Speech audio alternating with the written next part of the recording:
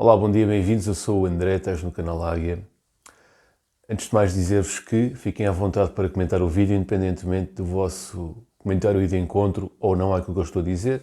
Este canal não é apenas meu, é nosso e, portanto, sintam-se em casa, digamos assim.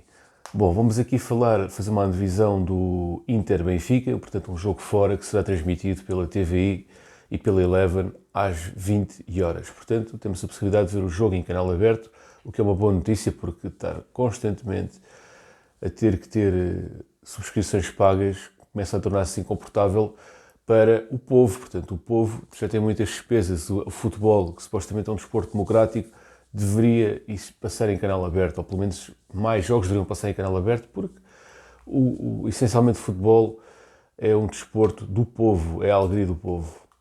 Agora falando em relação ao jogo, antes de mais dar-vos aqui dois dados estatísticos. O Benfica ganhou os últimos 10 jogos, aliás, os últimos 10 jogos fora o Benfica não perdeu, portanto há 10 jogos consecutivos que o Benfica não perde fora nas Champions, o que é um sinal de tremenda personalidade. O Benfica demonstra personalidade nos jogos fora, demonstra coesão, demonstra aquilo que é a atitude e a dinâmica de uma equipa que representa o povo português como o Sport Lisboa Benfica, que vai fora, vai a qualquer lado e não tem medo de ninguém. Vai, olhos nos olhos, com vontade e determinação e ganha ou empata os jogos, no caso, porque os últimos 10 jogos não perdemos, nomeadamente contra o Barcelona empatamos 0-0, isto tudo de jogos fora, que eu vos vou dizer. Ganhamos ao Ajax 1-0, empatamos em Liverpool 3-3, ganhamos 3-1 ao Midtjylland, 2-0 ao Dinamo de Kiev, 2-1 à Juventus, empatamos com o Paris Saint-Germain, ganhamos por goleada fora, isto é tudo jogos fora, atenção, contra o Maccabi Haifa, 6-1, resultado histórico. Ganhamos ao Clube de Bruges por 2-0, o Porto tinha perdido, por exemplo, com o Clube de Bruges, por goleada, e empatamos contra o Inter 3-3. Portanto, todos estes jogos que eu vos dei foram fora e tivemos 10 jogos consecutivos sem derrotas, o que é um sinal de personalidade tremenda das equipas do Benfica destes últimos anos. E, portanto, só uma equipa coesa, bem organizada, é que consegue este tipo de resultados. Por outro lado, também temos aqui um dado que não é animador, que é os jogos que nós fizemos em Itália. Portanto, os últimos 17 jogos em Itália, ganhamos apenas 4, empatamos 2 e perdemos 11, com um saldo negativo de golos de 18-30.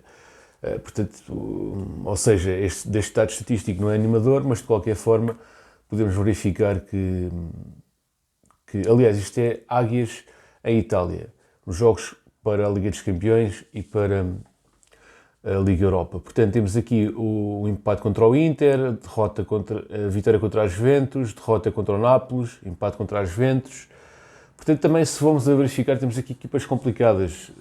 Jogamos sempre contra Inter, Juventus, Nápoles, Lazio, Fiorentina, portanto, Roma. Temos aqui equipas complicadas que enfrentamos a Itália e, neste caso, com saldo negativo para nós. Mas, no entanto, isso não significa que as coisas não possam mudar e que não possa ter aqui uma nova viragem. Neste caso, a viragem será uma vitória do Benfica. Em relação à equipa do Inter, bom, é uma equipa bem treinada, está a fazer um excelente campeonato este ano, estão mais fortes este ano do que estavam no ano passado. Tem um treinador, Simone Inzaghi, que joga em 3-5-2. Os destaques, destacaria o Lautaro e destacaria os dois laterais, os dois jogadores que jogam lateral na equipa do Inter, sendo que eles jogam em 3-5-2, os seus laterais são extremamente ofensivos. Destacaria essencialmente esses três jogadores, Lautaro e os dois laterais. Em relação ao Benfica, nós temos aqui também grandes jogadores e mesmo no jogo fora, já vos disse, com coesão, personalidade e união, o Benfica pode ganhar fora. Fez bons jogos contra a Juventus, fez bons jogos contra o Paris Saint-Germain e não é o Inter que mete medo. Já o Roger Smith disse na conferência de imprensa que o Benfica não tem medo de ninguém. O Di Maria também disse que o Benfica, se jogar a 100%, vai conseguir um bom resultado. E eu estou confiante nos protagonistas que, se os protagonistas estão a demonstrar confiança, quem sou eu para ir em direção contrária? Também estou extremamente confiante que o Benfica vai ter um bom resultado contra o Paris Saint-Germain, contra o Inter, porque, de facto, o Benfica tem uma equipa com capacidade para isso. Bom, em relação ao 11 inicial, eu acho que não pode haver muitas mexidas aqui no 11, principalmente na defesa. Porquê? Porque nós temos um guarda-redes que é o Trubin, se não me engano o nome do homem, que de facto está a melhorar dia para dia, mas ainda é bastante jovem e precisa de estabilidade lá atrás. Precisa de um setor defensivo, de um quarteto defensivo que ele conheça bem e que também os jogadores conheçam bem o seu guarda-redes. E, portanto, eu manteria ao máximo o quarteto defensivo do último jogo contra o Porto. Portanto, a única alteração vai ser o Morato, que é uma alteração forçada, mas manteria o Freddy Cosmos. Ainda não seria agora que eu colocaria o Bernardo de início já neste jogo, embora ele já esteja convocado. Nem o Iraseca. Eu manteria a estrutura defensiva precisamente por tudo isto que eu vos acabei de dizer. Depois, no meio campo, abre-se aqui a possibilidade de entrar o Florentino ou o João Mário em detrimento do Neres ou do Di Maria. Porquê? Porque é um jogo fora, é um jogo contra uma equipa que joga num esquema robusto no meio campo e, por vezes, seria importante melhorar ali a questão da circulação de bola que nos falhou na primeira parte. Se é verdade que a primeira parte, o jogo contra o Porto, falhou-nos a circulação de bola e a recuperação de bola, na segunda parte isso foi corrigido. E tanto na primeira como na segunda jogamos a maior parte do tempo com os 11 jogadores. Portanto, não sei até que ponto é que foi pelo facto de termos Di Maria e Neres que as coisas não funcionaram na primeira parte. Acho que não tem muito a ver com isso. Agora estou a falar do jogo do Porto, pode ter ficado um pouco confuso. Nós, no jogo para a Supertaça contra o Porto, não jogamos com Neres e Di Maria de início e também tivemos uma primeira parte má. Na primeira parte contra o Porto, jogamos com Di Maria e Neres e tivemos uma primeira parte má, mas tivemos uma segunda parte boa, tal como aconteceu na Supertaça. Portanto, não sei se tem a ver com o facto do Di Maria e do Neres terem jogado de início que isso influenciou a circulação de bola na primeira parte. Acho que foi mais uma questão da equipa não estar habituada e rotinada àqueles dois jogadores a jogarem em simultâneo. Para mim foi por aí e depois também eles já sabem que um deles vai ter que recuar e fazer a construção de jogo e não estar apenas na profundidade. Portanto, acho que será um pouco por aí, por ajustes da equipa ao próprio sistema. Portanto, ainda agora ao jogo do Inter, o que é que pode acontecer? Pode de facto entrar o Florentino ou o João Mário, ou os dois até, mas eu manteria a equipa do jogo contra o Porto. Portanto, manteria Di Maria e Neres de início. Ok, um jogo, é preciso os jogadores recuperarem, é preciso ver aquele tempo de recuperação, é verdade. Di Maria já tem 35 anos, se calhar demora mais tempo a recuperar. Eu punha a equipa à máxima força porque é um jogo para ganhar. Portanto, punha aqueles que eu considerava os melhores.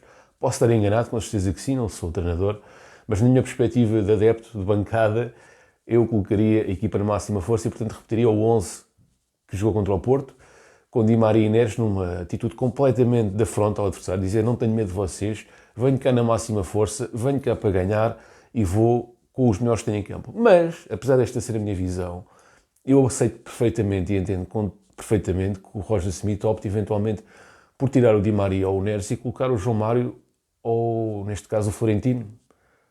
Portanto, agora, admito perfeitamente, não me faz confusão. Também abre-se aqui, e depois na frente será o Musa, embora não tenha tido um bom jogo contra o Porto, parece-me que será o Musa a manter a titularidade. Se nós formos a ver os jogadores que têm mais jogos neste momento, na baliza é o Turbin, com 4 jogos. Depois António Silva tem 8, Otamendi tem 9, foi titularíssimo. Freddy Cosmos tem 7 jogos, como defesa esquerda, e portanto manteria o de Freddy Cosmos. Bate tem 9, totalista. João Neves tem 7 e Coxo tem 9. E porquê que eu fiz esta paragem aqui? Porque se sair algum jogador do meio campo para entrar o Florentino, se calhar até o João Neves, porque o Coxo tem sido totalista. Depois temos Di Maria com 8, Rafa com 8, João Mário com 6 e Neres com 2 jogos. Eu estou a dizer jogos a titular apenas. Musa com 6 jogos a titular e Artur Cabral com 2. Portanto, tendo em conta que é um jogo na máxima força, parece-me que o Roger Smith vai pôr os jogadores que têm mais jogos nas pernas. Aqui a única alteração será o António Silva, que vai entrar o Morato, por uma questão do cartão vermelho que o António Silva levou, mas depois parece-me que vai pôr os jogadores que têm tido mais jogos como titulares e mais minutos durante esta época. Eventualmente poderá haver aqui a entrada do João Mário, portanto, acho que o Roger Smith vai optar pelo João Mário em vez do Neres, mas não seria esse o meu 11, mas também é um 11 que eu aceito. Surge também aqui a dúvida do Florentino vai entrar ou não, e se vai entrar por quem, se pelo João Neves ou se pelo Neres, porque também pode haver aqui a possibilidade de uma mudança tática para um 4-3-3. Se também há aqui a dúvida se o Musa vai jogar de início ou se vamos jogar com 3 jogadores velozes na frente de ataque, mais agudos, e com mais um jogador a reforçar o meio campo. Portanto, há aqui várias possibilidades para este jogo. O que eu faria era não mexer. Mantinha aquilo que está, seria conservador, mas atrevido. Conservador na medida em que manteria o 11 da jornada passada, mas atrevido que é um 11 totalmente ofensivo. Quer dizer, do meio campo para a frente aquilo é só jogadores de cariz ofensivo que sabem defender, mas com grande vocação ofensiva. Até o João Neves tem grande vocação ofensiva. tal como o Cox, Di Maria, Rafa, etc. E até mesmo o João Mário é um jogador de vocação ofensiva, quer dizer, mesmo que entre o João Mário... Enfim, o João Mário, apesar de tudo, a carreira dele foi quase toda numa posição mais ofensiva do que defensiva. E é essa posição que ele tem jogado bem no Benfica e bem, mais ofensivo. Portanto, este jogo, com certeza que o Benfica tem aqui todas as condições para conseguir um bom resultado. Um bom resultado seria a vitória, mas o empate seria um mal menor. Vamos só aqui ver se consigo-vos abrir aqui as estatísticas. Não está aqui a aparecer.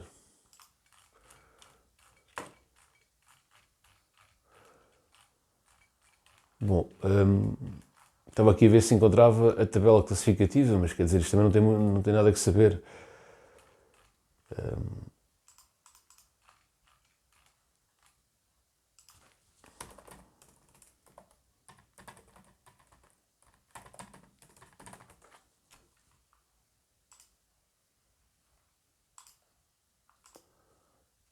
Bom, neste momento temos o Salzburgo em primeiro lugar, com 3 pontos.